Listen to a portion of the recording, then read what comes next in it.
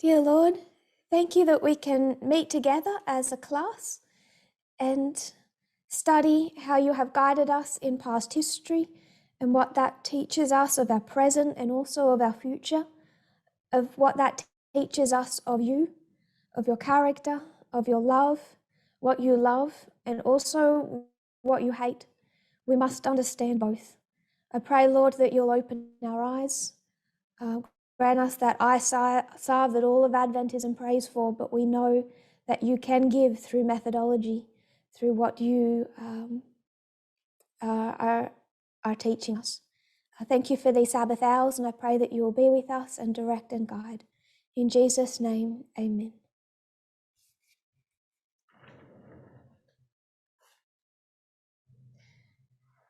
So we went from 1888, looking at the external of 1888, sorry, the internal of 1888, and wanting to know what it was like to actually be there, living in 1888, through the history of the Minneapolis Conference, but also before that history, leading up to it, and what it was like in Adventism after that history, and why was there such a mess? So we were looking at 1888. We saw how history is complex. It was in the past. It is in present day. And to be able to unravel that history and understand it, we need to know how to laterally read. So we introduced that as a concept.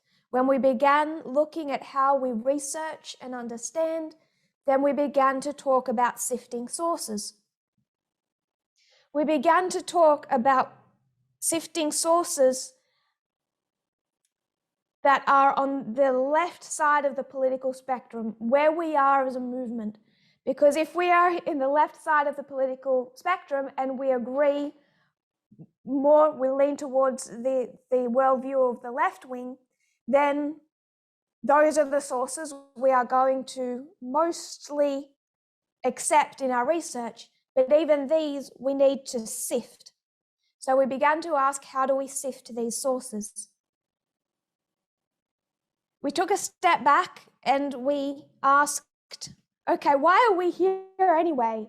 Let's go back a little more. Let's go back to 2018, because from 1989 to 2018, we are a right-wing movement.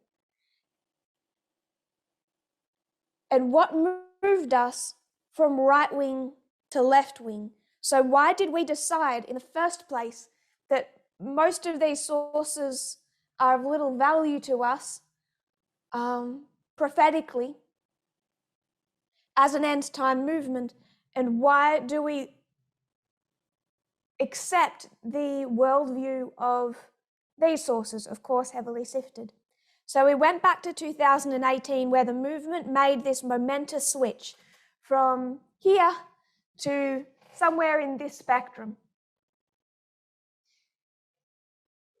We said it was predominantly four kind of subjects or themes that moved us from right wing to left wing, all surrounding what was taught in September and October of 2018.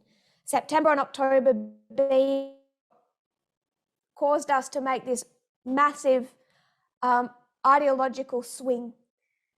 First of all was understanding the history, connecting it with the moral majority, republicanism,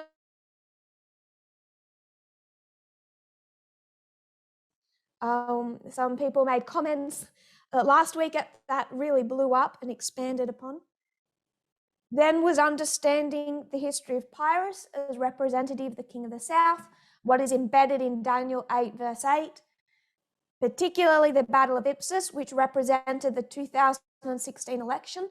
And now we had a prophetic explanation for that turning point election in American history, in the history of the glorious land, the United States and the glorious land being a prophetic subject. So we should have a prophetic explanation to such a momentous event in the country that prophecy shines a spotlight on. We had that with Ipsos. Then last week, we added the third and the fourth, understanding 1996, the formalization of the message internally, but we also then looked externally and started to see, sure, there was the work of Elder Jeff Pippinger formalized internally in 1996. But when you look at the external, there was also a formalization. A formalization, though, in both the right wing and the left wing. The right wing formalized a political stream of information. We titled that Fox. The left wing formalized their political stream of information. We call that CNN. But there is, of course, those are titles of a lot more that happened in 1996. So number 3. Then number 4, we discussed the line of the Nethinims. Really what that point is saying, how is God preparing not just this movement, not just Adventism, but God is preparing the entire world for the Sunday law.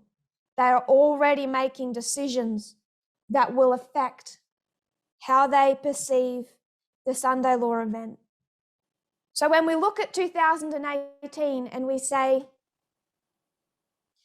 2018 we moved from right wing to left wing because of the message of 2 streams of information. What does 2 streams of information even mean? I mean, I didn't teach one subject titled 2 streams of information. What it was key parts of all the messages that kind of coalesced around the midnight cry that all brought us, sometimes from different directions, definitely from different directions, but they all agreed with one another. Prophecy always agrees with prophecy.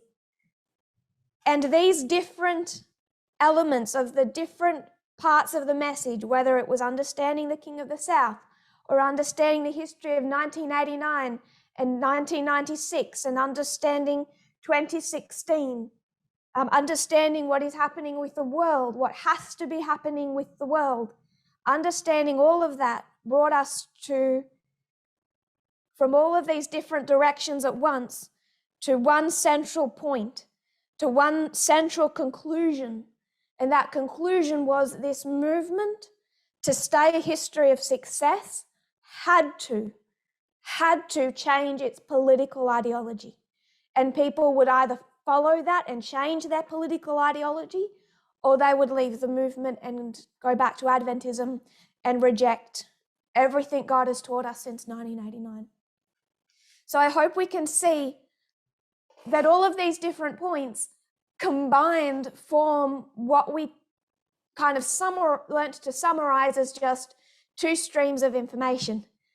Does that make sense? We have all of these different points coming at once, and what we're going to do through 2019, because people don't want to change their political ideology, is just labor that over and over and over again, which is why these points presented simply in 2018 explode through 2019. Now we don't just understand the moral majority, a 10-year history. Now we can trace that politicalized Protestantism all the way back to the First Great Awakening and through 1798, all the way till today. So from 10 years, it became 240. Our message just became more and more rock solid to try and stabilize people, because it doesn't matter how clear the truth is, changing our political ideology is painful, and people are not always willing to be guided by methodology and logic and prophecy. Not when it starts to conflict with deep set culture. So that's kind of a summary of what we did last week. This combined equals 2 streams. A kind of simple name to try and explain what those messages were teaching this movement.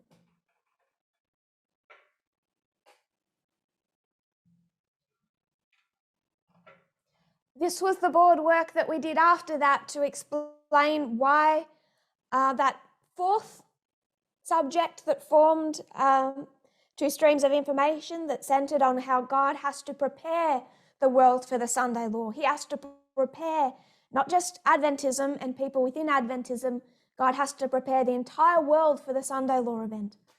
And we went here to illustrate why that's the case. I'm going to erase this. Where we left off after this was we said, all that's well and good. That's where we got to. But then the last point we finished on, we said, what's the point? Because what does it even mean to be right wing and what does it even mean to be left wing? Because if we don't know what the right wing stands for and we don't know what the left wing stands for, then this ideological change is quite meaningless. We don't know what it means for us as individuals, as us as a prophetic movement. So I asked people,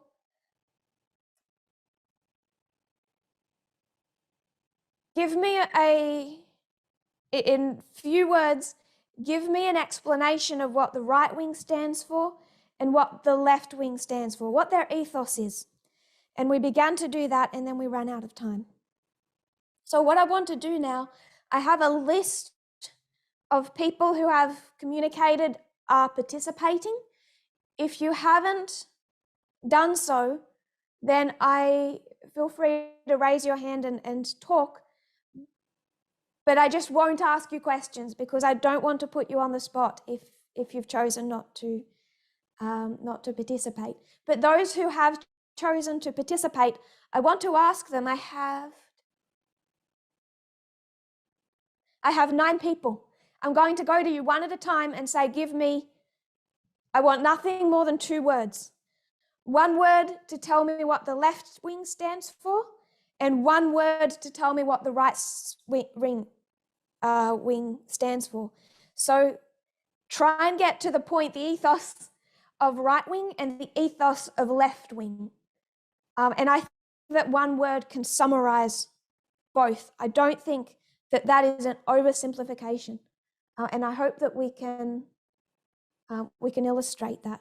So Molly has his hand up, so I'm going to let Molly speak so you all have time to think, and I'm going to erase the board so everyone has a few moments. Molly, did you have a question? No, I was just putting up my hand to participate. You're participating. I have 10 people. That is a nice round number. It's never complete without you, Molly. Do you want me to say anything about the left wing and the right wing? I might wait just for a moment, just so I can get this erased, and then I'll call on people because I want to write as you speak. We'll document.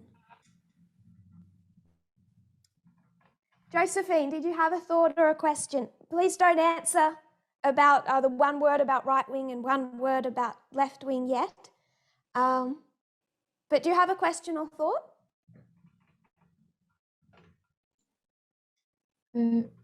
No, because I'm participating, so I'm raising my hand. I'm always participating. I knew you were one of my 10.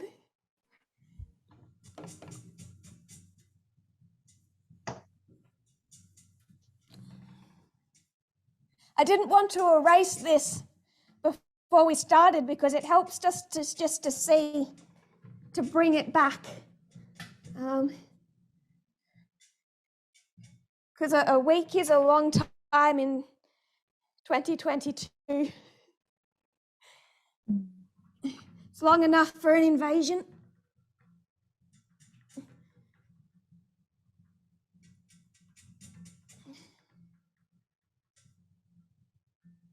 So I'll just draw up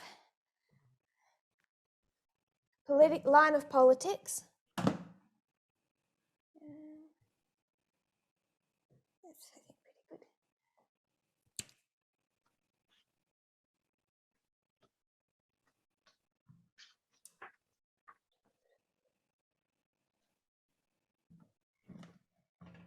Now, it might get harder for those who go later on. If you if you see a word up and you just want to repeat it, that's fine. But I'm just going to draw up left.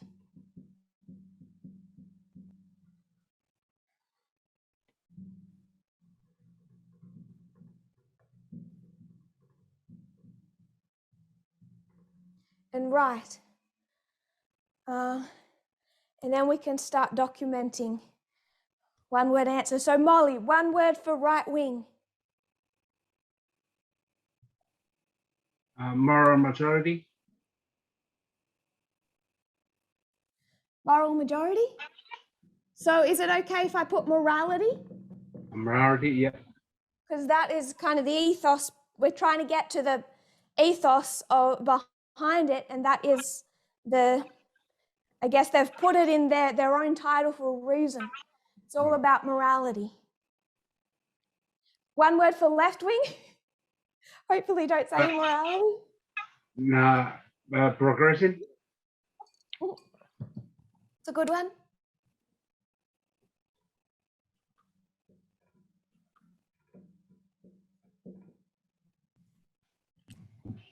Josephine?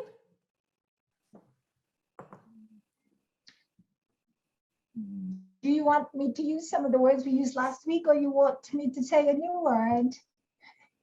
A word You can repeat anything you like, but as long as it's one word. Okay, so if I say Republican for the right. Republican. And For the left? Democrat. Yeah. Democrat. Yeah.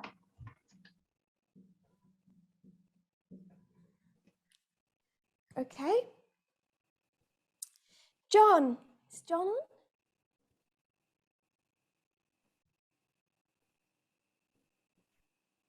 John, do you want to give a word? Socialism for the left.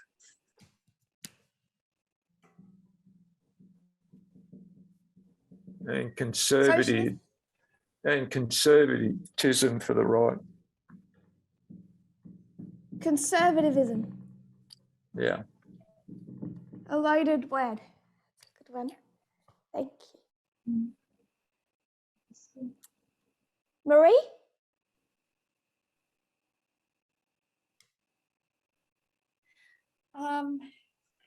I'll put reactionary for the right.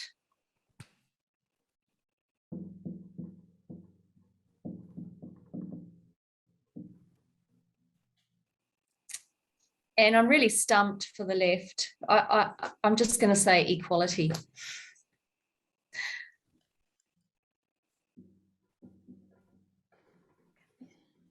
Equality. Great. Thank you. Greg.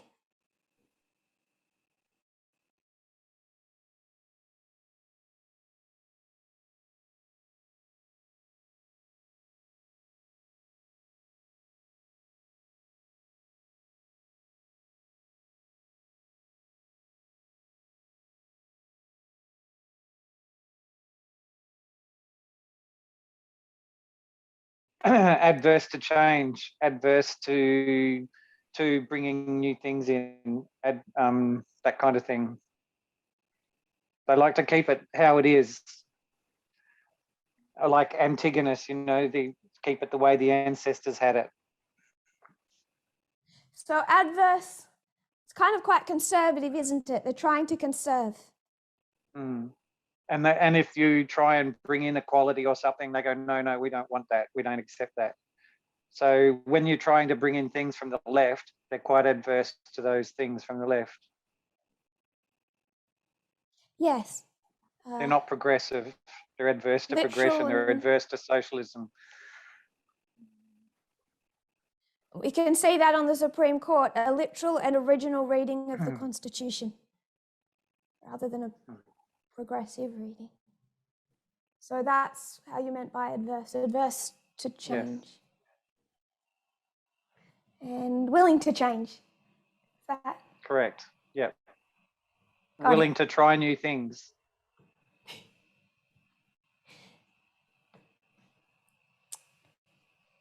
Ray?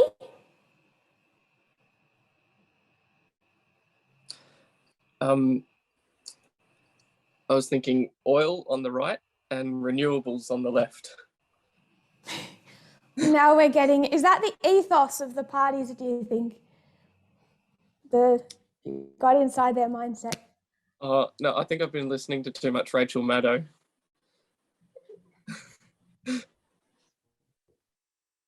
I guess they sort of fit under conservatism and progression. I'll put a smiley face with it.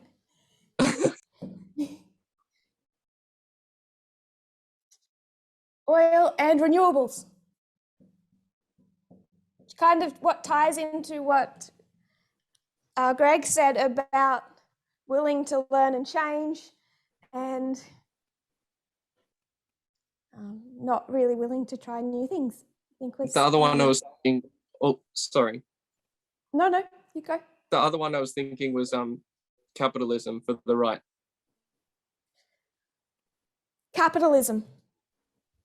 Is it okay if I get rid of oil and put capitalism? sure. Because it's kind of related. Maybe put a sad face with capitalism.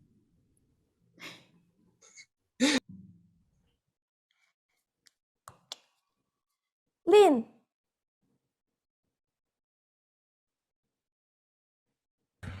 I was thinking nationalist and globalist. Oh, that's a good one.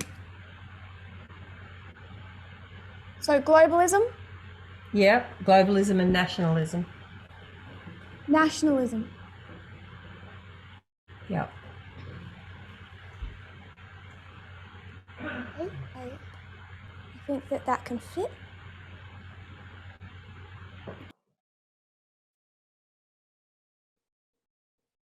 Catherine? Can we do workers on the left and employers on the right? Or businesses or something? Workers and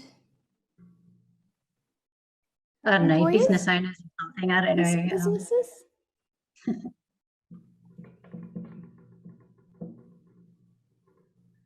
We see that through their taxes, don't we? I think that fits. Rachel?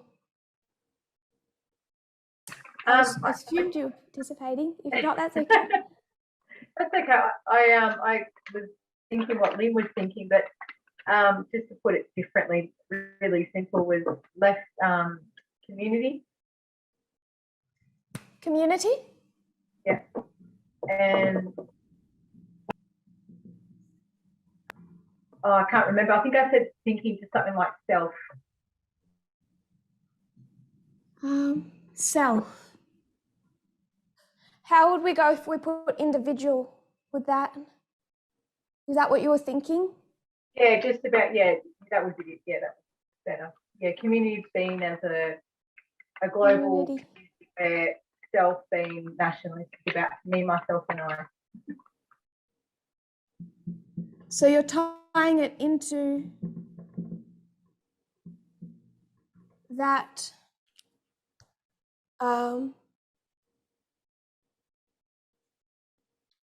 where were we looking at? That kind of nationalism. Yeah, that's what More that's the isolation. globalism. Yeah, globalism and nationalism is what I had in mind. Like, but I was just thinking of a different thing. I think that brings us to quite a good point. Brody?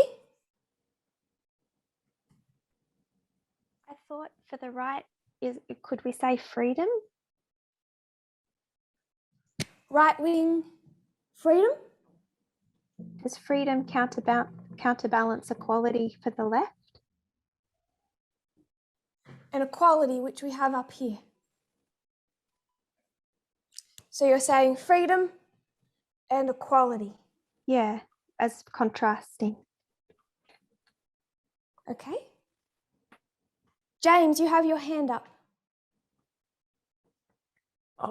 Sorry, I was thinking of patriarchy for the left, contrary to equality, since it's man over woman. So patriarchal over here. Yeah,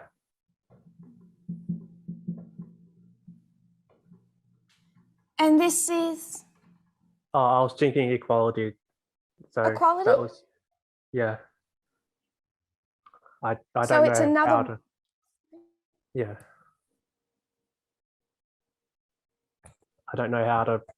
I don't know another word to put for that one. So for the left. You don't have to come up with a new one if you feel like one of these is most fitting. That's fine. And you've centered on equality, which I would agree with.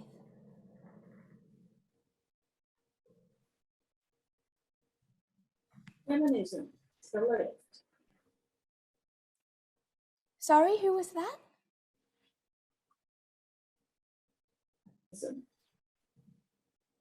Patriarchal, opposite feminism. Feminism?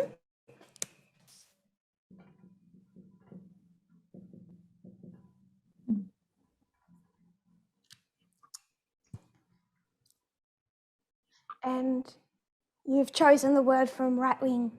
This is Bennett, the patriarchal.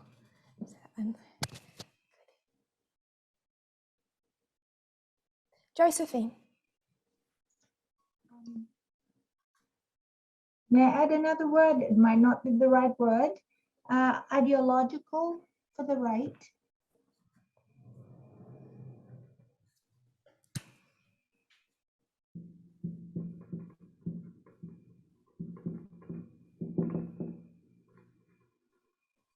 Maybe non-ideological for the left.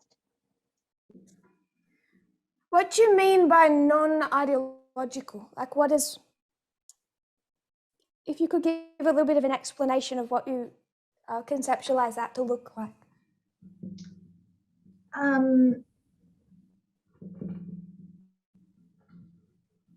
think the left does not have a set of principles that are, well, I may be wrong. I mean, the right has their set of principles and they're out to have that, you know, the state enforce that, whereas the left maybe does not really have that.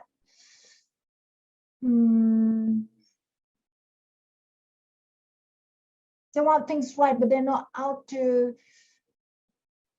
they're not like the right in a sense that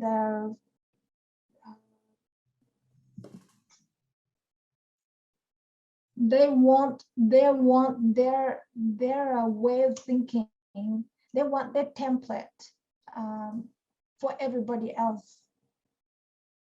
Whereas the left, they're sort of easygoing, you know, if it's equal, it's all right. If it's progressive, we're happy.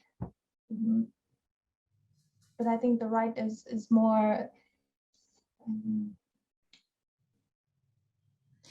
So because they are conservative, they have to have an ideology to conserve. Yes. Whereas if these are not trying to conserve anything, you don't think that they kind of don't have this ideology that they're clinging to. Because I think in one sense, we could think that both have an ideology, both are standing for something. Yes. But I can see your point, because if I understand you correctly, what you're saying is that you're saying these are non-ideological because they are moving, they're changing through history, whereas these are conserving, they're holding on to what you have termed an ideology. Yes, yes, that's exactly what I'm trying to say. Okay. I'm having a little trouble loading for a second. Just want to look something up.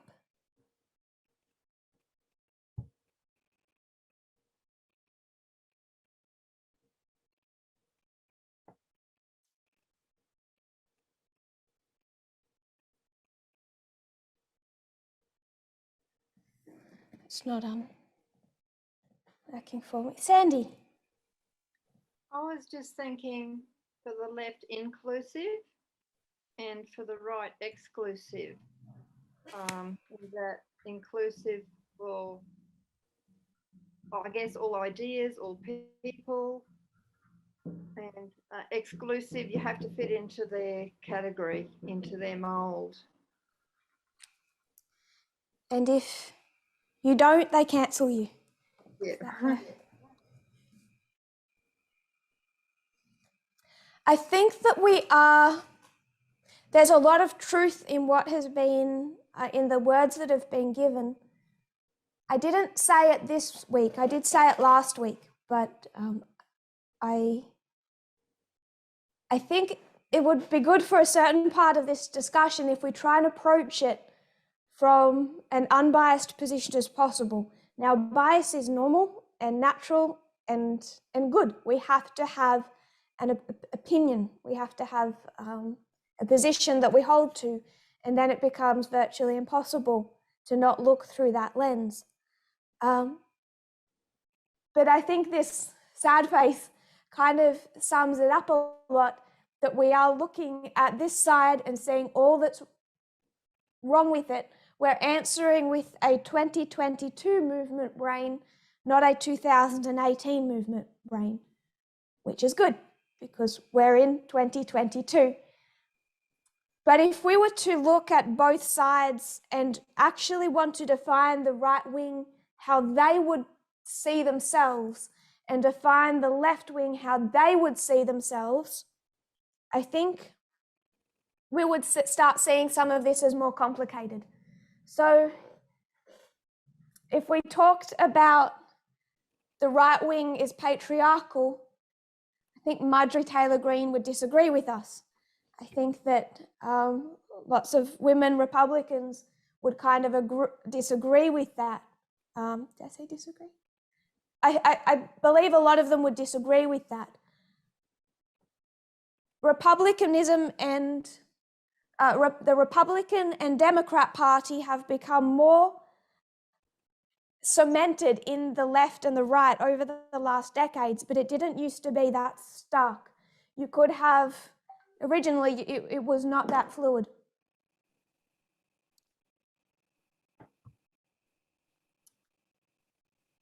Someone did message in, Brandon messaged in with a thought, unable to speak right now, but I want to put in his thought because I think it's one of the couple that I want us to really recognize. Big government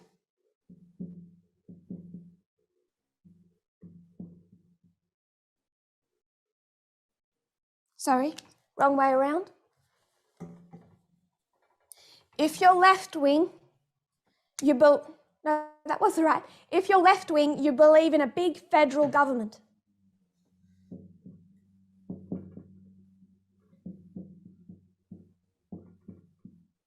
That is what you expect of the federal government. It's going to be big. If you're right wing, you're going to believe in a small federal government. Now, why is that? Why does this side believe in a small government and this side believe in a big government? Because that concept the fact that this side believes in small and this side believes in big explains to us, demonstrates what their ethos is. Greg?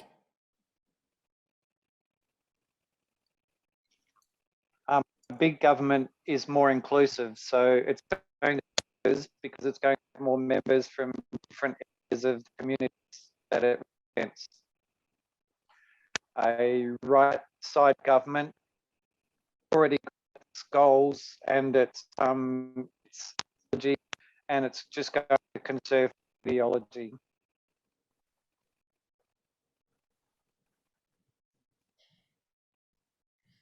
You cut out a little, so I'm going to try and repeat what I think you were saying. Okay. Big federal government on the left wing because they're trying to be more inclusive.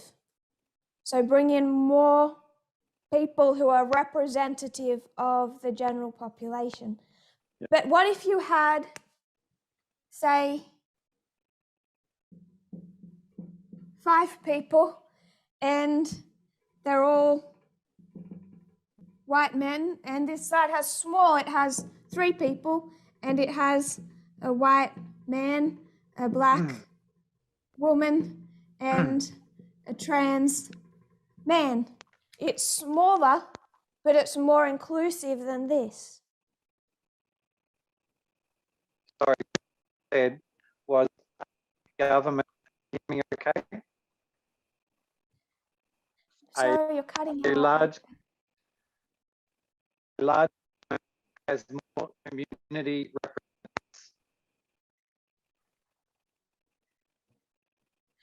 More community representation in the large government. That's true if you let every member of the community in. I think there's part of an answer in what you said, but I don't think it's getting quite to the point. Raymond?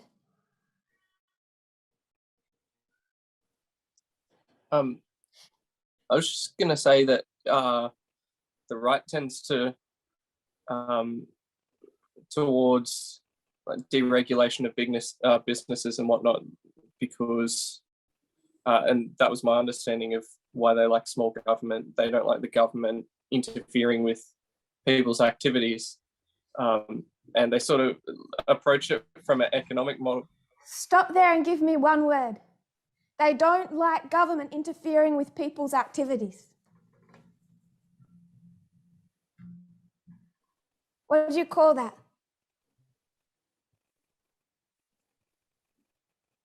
Freedom? Freedom is the ethos of the right wing.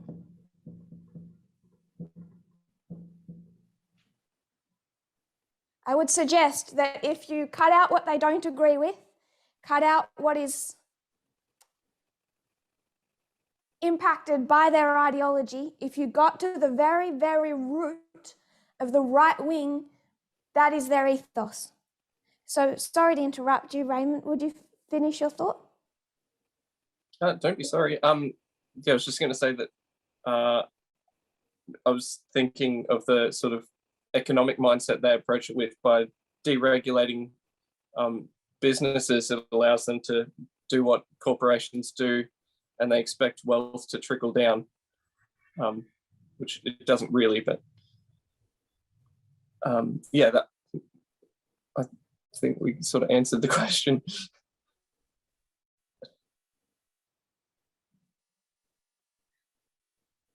So what you're saying is this small federal government is small because it has just functionally has less to do. Yeah, let's go with that. Then why is the left wing big?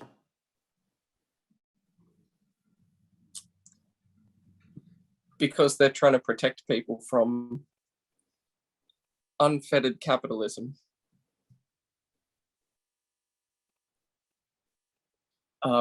Protect minorities from people trying to force their own way of life onto others.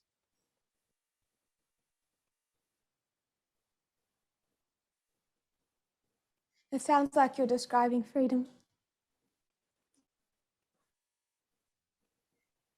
So they're protecting minorities. You've got the point. That you hit Yeah. the nail on the head. They're protecting people, and that is work. Do you have a word for that? I was thinking restraint.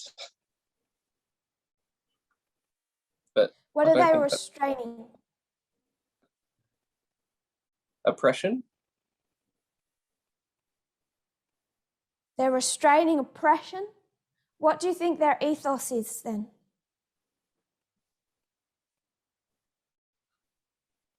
Someone's going to write to me at some stage, I know, and tell me I'm using ethos wrong. That's all I can think of for now. Like I keep thinking, I see freedom on the right, and I keep thinking freedom to on the right, and then on the left I keep thinking freedom from.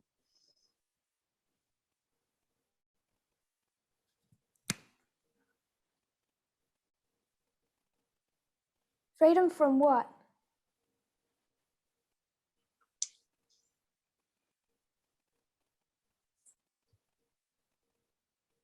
Yeah, I'm thinking this through and it doesn't make a lot of sense to me anymore. Because when I go to articulate it, it sounds just like the right. So let's scratch that. We can come back to it. Marie.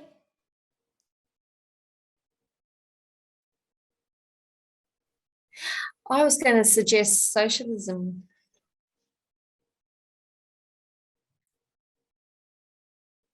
Socialism is the opposite of capitalism.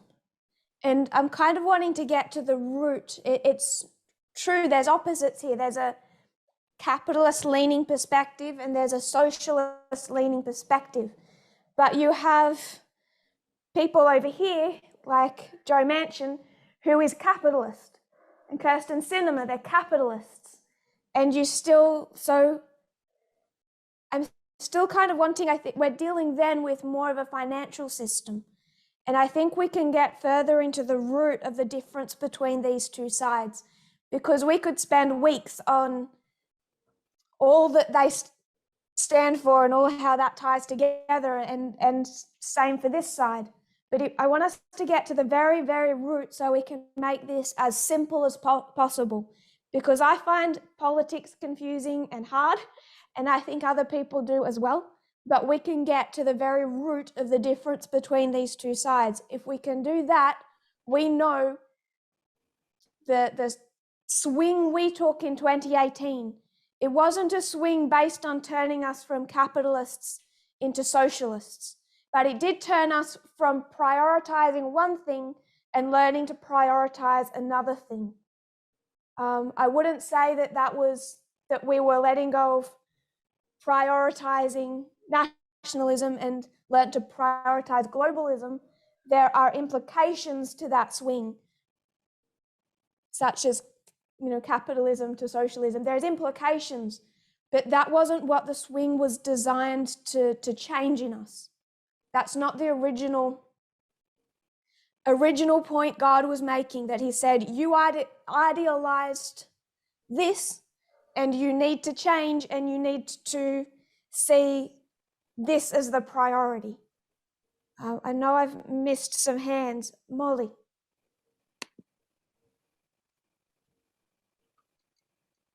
Equality. Equality.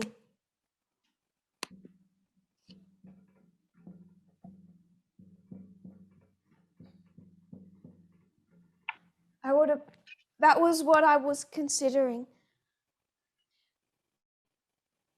Freedom is the ethos. If you got to the heart of right wing, delved through all the kind of swam through the exclusiveness, the patriarchal nature, the individualism, the nationalism, their moral stance on some things, their conservatism, their capitalism. If you swam through all of that and got to that pulsing heart of the right wing, you would find that labeled freedom. That's what I want to suggest. And if you swam through the socialism, the progressivism, the globalism, the community nature, the inclusion, the feminism of the left wing, because there is all different leanings of that. Some people in the left wing are certainly not feminist. If you swam through all of that and got to the beating heart of the left wing, what they prioritize is equality. Sharon, did I miss your hand? I was just going to say equality, but that's okay. I'm so annoyed at myself for missing you. Is there anything else you want to say about to make that point? I think just from what we see is the right wing offers freedom in exchange for equality, if that makes sense. So Could you they repeat see that? Sorry. So in my mind, I'm not sure if this is like making sense, but it's like the right gives freedom in exchange for equality. So their view of freedom. For example, the Religious Freedom Act that prioritizes freedom for the majority, not the minority. If that makes sense. I don't know if I'm making sense. You are. No, you are making sense. But you're already seeing the problem. Okay. Behind saying this is freedom and this is equality. Yeah. So okay. it's freedom, because what I anticipated people might see, and I think that's what you've highlighted, is freedom for who? Yeah. Do you have anything else you wanted to share? Not that I can think of.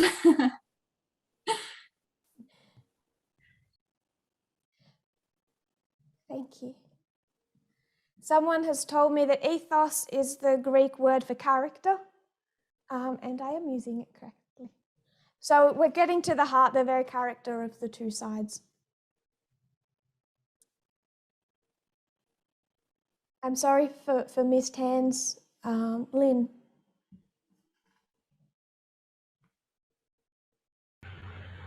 I was just going to comment on what you were just saying about freedom for who.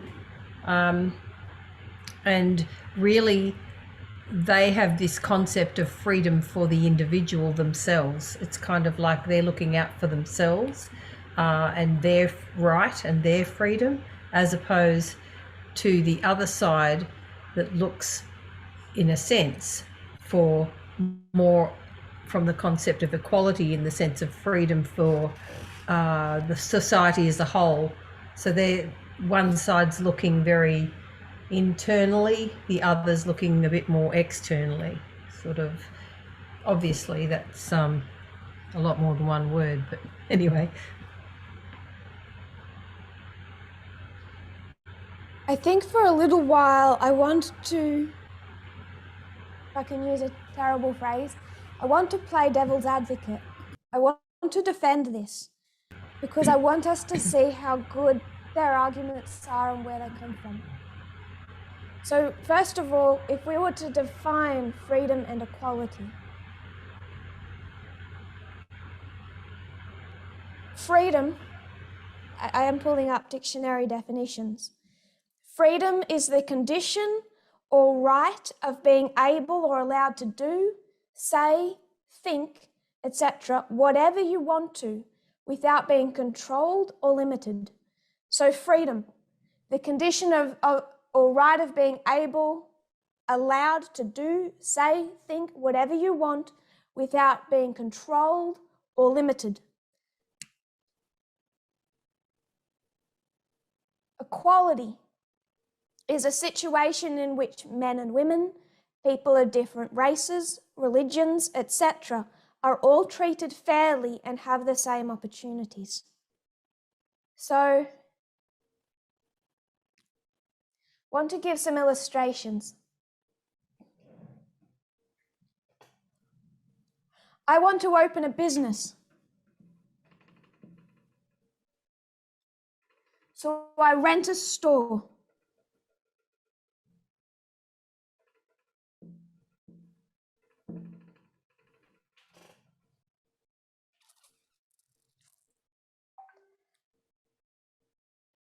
This business is going to sell carpentry equipment. Forget the words. It's going to sell things for building. And so I want to employ people that know how to build. And there will be some heavy lifting. And I have a prejudice. I am a little sexist. So I say that in this store that is my business, that I created, in the building that I own, I am going to employ only men. So I say I own the business. I own the land. And I say only men are going to work here. I only want men.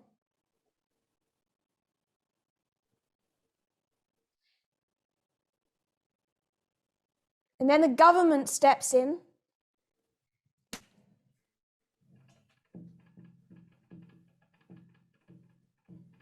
The government's going to come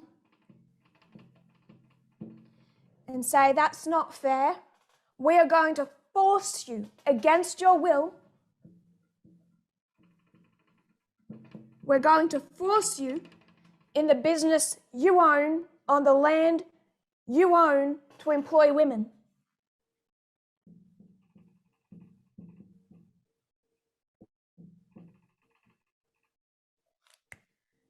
If we go to the definition of freedom,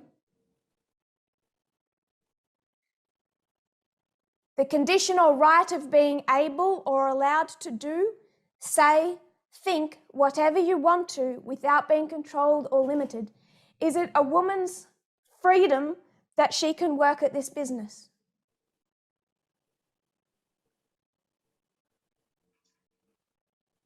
Marie.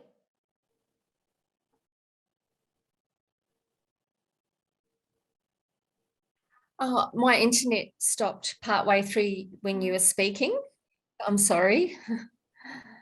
That's fine. I'll repeat myself. What was the last thing you heard?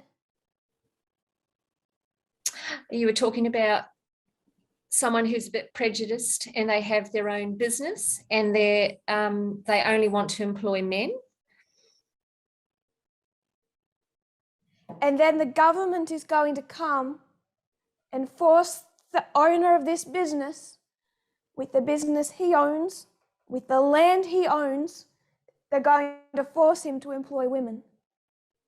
My question was, for the women, is that freedom?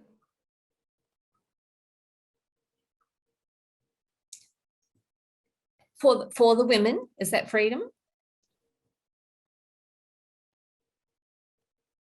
It's equality. So it's equality, but it's not freedom. Well, it depends who's using the word freedom.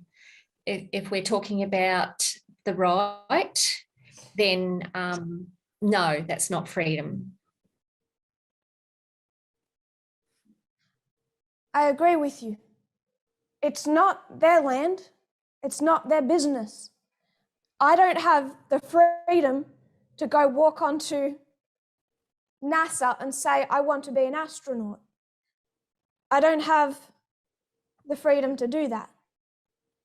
So when a man starts his own business on his own land, for the government to force him to employ women isn't giving the women freedom. It's giving them equality. Is anyone confused or does anyone disagree?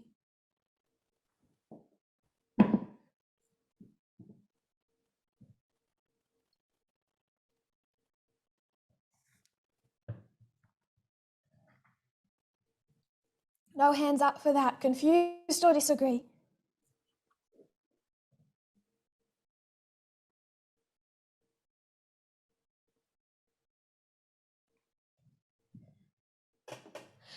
No one has the freedom to walk into my house and eat my food, do they?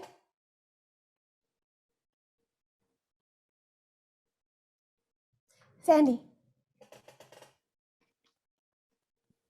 When you're explaining it, I actually was a bit confused, but then when you can see the difference between equality, as you were explaining it there, to see the difference between the equality and the freedom, I think was quite clear.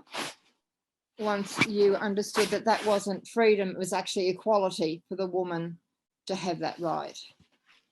So I found that helpful. They can be, unless we become really precise, the terms sound kind of the same, but kind of interchangeable. You know, we're fighting for women's freedoms. To a degree, we're not. We're fighting for women's equality. Because whose freedom is being violated here? It's not women's. For all the people who want to come, just walk into the house and have keys and eat my food, whose freedom gets violated if they're not allowed to do that? Theirs doesn't, but if they do that, it's my freedom that gets violated. Josephine. Yes, I was going to comment on you talk about the people coming into your house and eating your food. Yes, your freedom will be violated.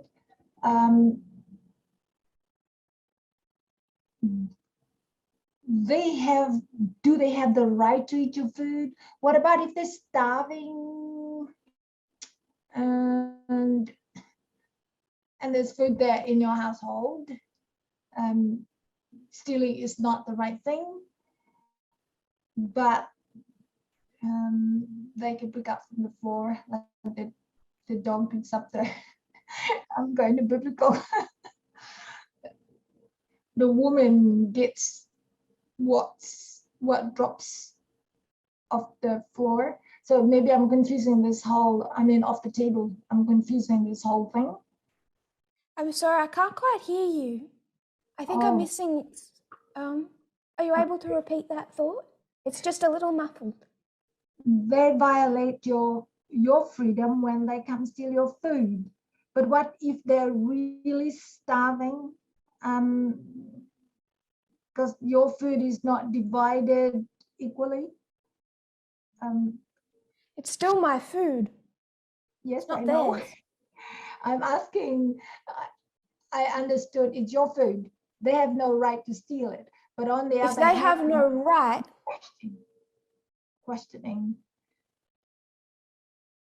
If they have no right to it, then for them to take what they have no right to means they're violating someone else's rights. Does that make sense? Yes, yes, yes. They don't have a right to it because it's mine. So for them to take it would be to violate my rights. Yes, because they're stealing it. Yeah. We can make ourselves feel so sorry for them. But if we strip that away, it's still a violation of my rights. It's a violation of his rights as a business owner, as a landowner, to force him in his business, on his land, to employ women. The women do not have freedom to work at that business. That's not giving them freedom. It is giving them equality. Brodie? When we consider the freedom in the right, the freedom is of individuals, isn't it? So if we were to compare that to what is happening to the woman on the left, that individual woman doesn't have the freedom to work at that business. She is still subject to the due process of employment, and she may not get that job, but she will he may pick another woman, if that makes sense, but she has a quality in that she can attend to interview, submit her resume, and be considered amongst a pool of candidates that would have excluded her in the past. But she does, so that gives her a quality, but she doesn't have the freedom to work there. She mightn't be as skilled as another applicant, female or male, or something else may exclude her. Is that a right way of looking at it?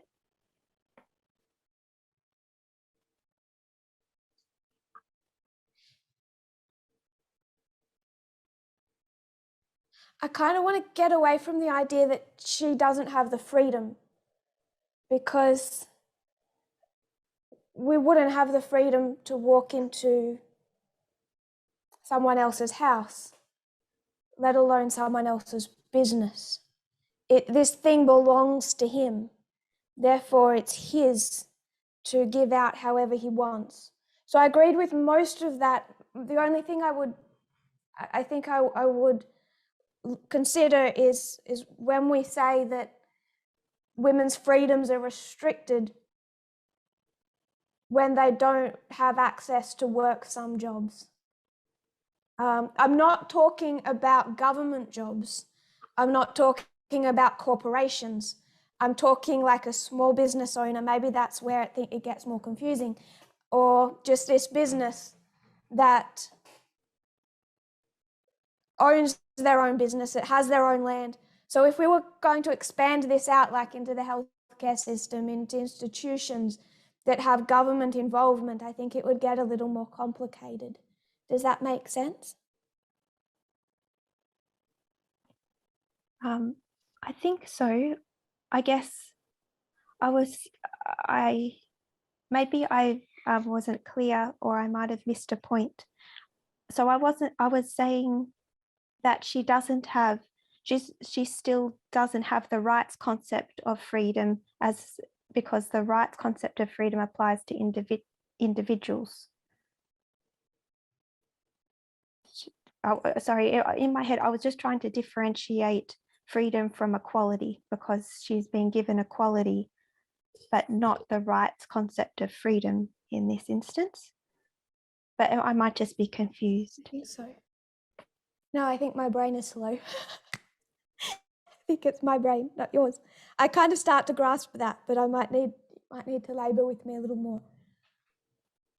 If this was, say, a national park, and the government was to say only men are allowed on this national park, that would start to be a different, because it's public land. Let's say it's public land.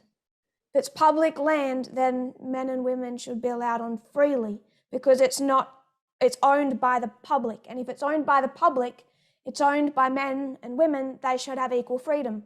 But this owner is a man. And this belongs to him. So for him to have to practice equality against his will takes away from his freedom. I want to read a quote.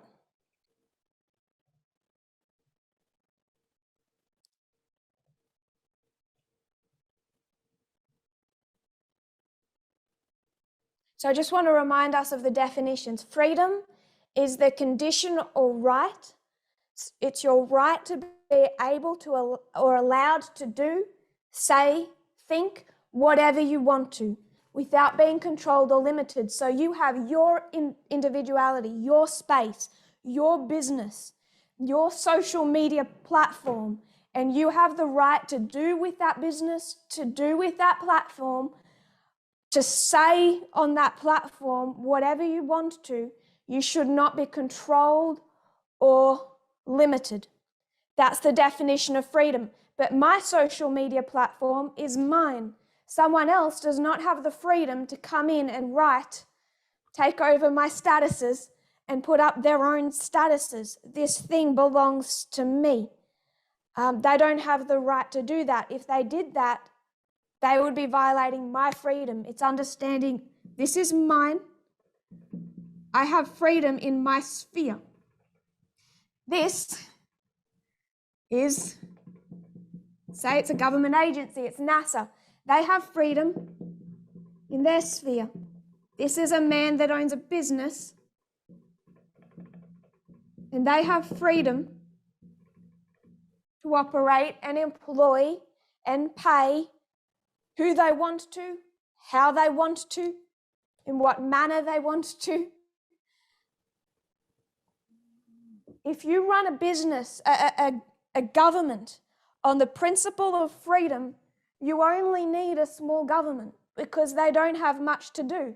They don't have to look at to monitor all of these businesses and make sure they're employing people properly. These businesses belong to people. It's their property. So you don't need a very big government. But if you're going to be a government that runs on the principle of equality, where that is your ethos, you're going to have to be big if you want to watch what everyone is saying on social media, make sure there's no hate speech. You have to be big if you're going to look at how everyone is running their businesses, how everyone is operating, to make sure that they're practicing equality. When you do that, though, every time you do that, you are taking away their freedom. So let's say that this owner owns a cake shop.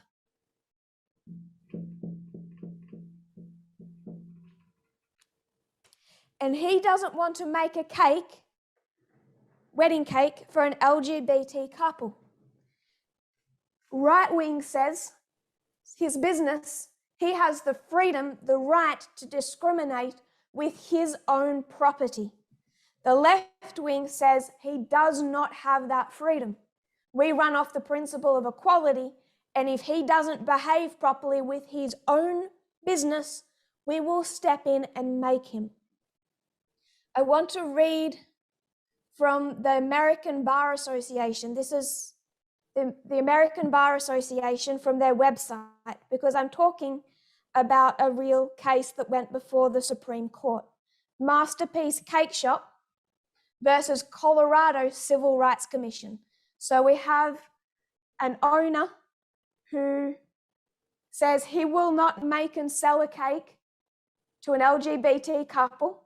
That doesn't violate their freedoms. I hope we can see that distinction. It does take away from their equality, though. It's his business. He can do with it what he wants under the principle of freedom. If you're right wing and you are because there are LGBT people who are Republican, we have to remember that. If we take off our bias, there are homosexual men and women who believe that freedom should be the government ethos. And they would take his side because they would say, I don't like what he does, but it is his business and it is his right to sell cakes to whoever he wants to sell cakes to, even if I don't agree with him. Do we know that phrase? I will disagree with what you say, but I will defend to the death your right to say it. Have we heard that before? So there are people who would say, I disagree with you, but I will defend to the death your right to say what I disagree with. There are LGBT people here who say, I disagree with this business owner, but I will defend to the death his right to sell his cakes from his business on his land to whoever he does or does not want to sell cakes to. So if we can remove, again, I want us to strip away the kind of language of bias that we have become familiar to get to the root of the disagreement. Because not everyone in the right wing is homophobic or believes that gay people shouldn't have wedding cakes. What they believe is that freedom should be the underlying principle. So this is from the American Bar Association, quoting them. No case before the US Supreme Court in October, term 2017, received more attention or raised more important issues than Masterpiece Cake Shop Limited versus Colorado Civil Rights Commission. So just in the name, we should see, first of all, it's the cake shop versus Civil Rights Commission. And the Colorado Civil Rights Commission, if they have civil rights in the name, you know their ethos is equality, not freedom. Their ethos is equality.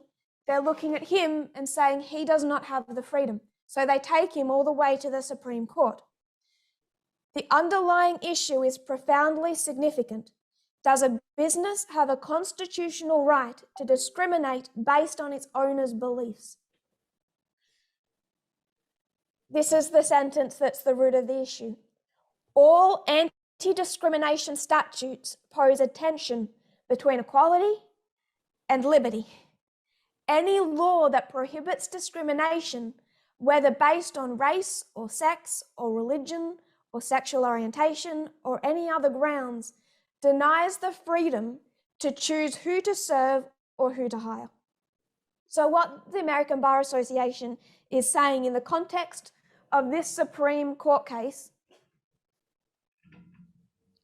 is that any time you have a case like this arise, why it is such a divisive issue, it's not because one side believes that homosexuals should have wedding cakes and one side believes that they just shouldn't have cakes. It comes down to the ethos, where you either believe that freedom governs or equality governs. They can coexist. People over here believe in freedom. People over here believe in equality. But what do you do when the two come head to head? Because they constantly clashed on one another. And when they come to a point of clash, which one surrenders to the other? Does equality surrender to freedom? Or does freedom surrender to equality? All anti-discrimination statutes pose a tension, bring into conflict freedom, liberty, and equality. Any law that prohibits discrimination, any type of discrimination, denies freedom. So this is the Bar Association. So they're using these terms of equality and freedom very accurately, very precisely. And they're recognizing this conflict between freedom or liberty and equality. And any time these cases come up, the issue is which one surrenders. And if equality, if this business owner is forced to employ or to sell to or to act against his ideology, what he believes in, that violates his freedom. Equality has superseded freedom. Does that make sense? Marie.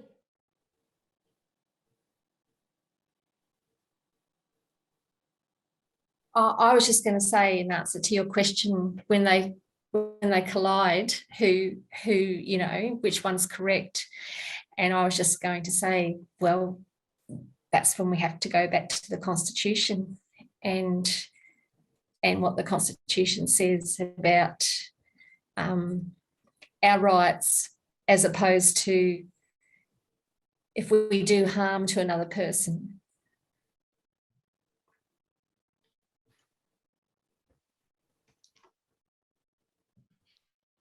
I agree with you.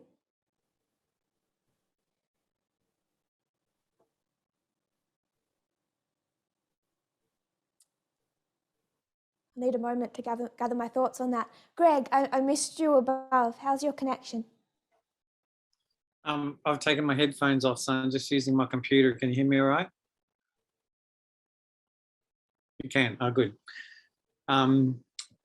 I was actually going to say, when you were talking about the carpenter building his shop with only males, I was going to say, oh, that sounds like a marriage cake before you got to it. But as far as I think the Constitution side of things is dependent on how you read.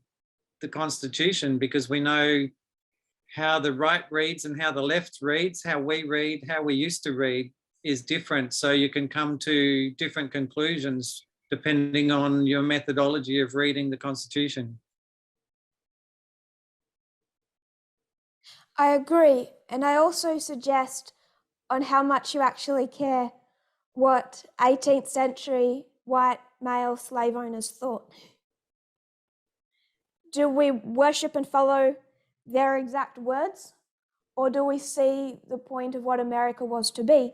And I would like to suggest that the glorious land, one of the reasons it's glorious, because it's supposed to have both. We're not against freedom. I mean, you can have sympathy. I have sympathy to their position. It's the Statue of Liberty, not the Statue of Equality. That is what the United States celebrated from the very beginning. Can get into probably next week complications. But that was the ethos of what America was celebrating, how badly they often did it. It was the Statue of Liberty. It was about freedom, which is liberty. They were escaping control, authoritarianism, to find freedom in the new world. So I think we can see that this is not bad. It's when these two collide, because there are people here who don't like racism, who don't like sexism, who want to see LGBT people married even, thrive. But they believe that at the core of, at the very center of the United States, when these issues invariably collide, that freedom has to win. So you will see people on this side make a kind of argument that what if the person owning this cake shop is LGBT and they only want to sell cakes to LGBT people? They will say, well, be consistent. This is the problem they will have with things such as women's only spaces, women's only gyms.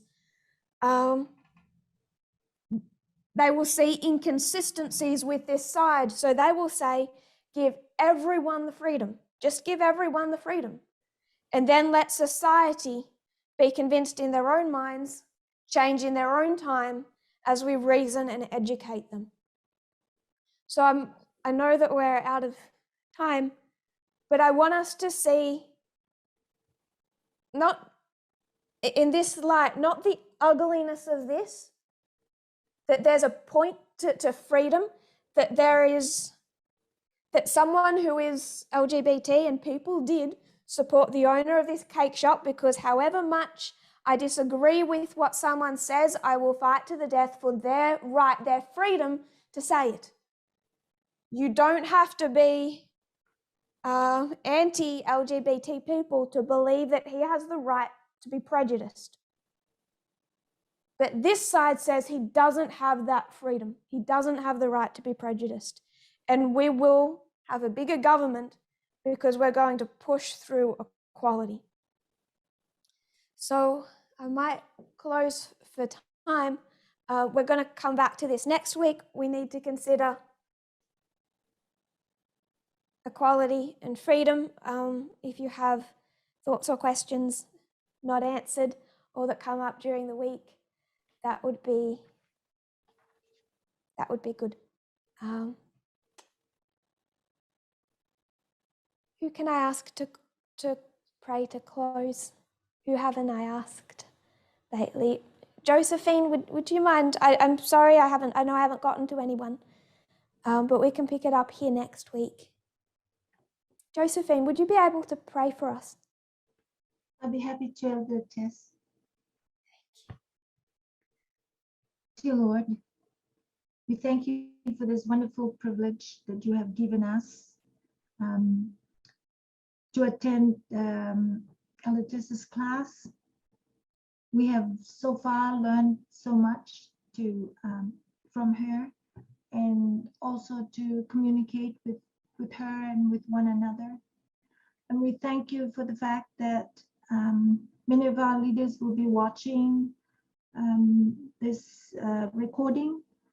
And we thank you for the fact that many in the movement all around the world will benefit from it. And I thank you for those who have participated, and I pray that we'll be open and participate because this is what helps our class to grow and to expand. And I just praise you for this wonderful Sabbath day and the joy we have of meeting together. And I know there are many more out there that would love to be able to join this class. They will count it a privilege. I do so, and I'm sure many in the group or all of the members of this group will regard it as a privilege. We praise you and thank you, Lord, and we look forward to learning more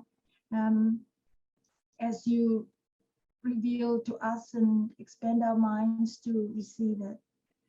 We praise you in the name of Jesus, his name. Amen.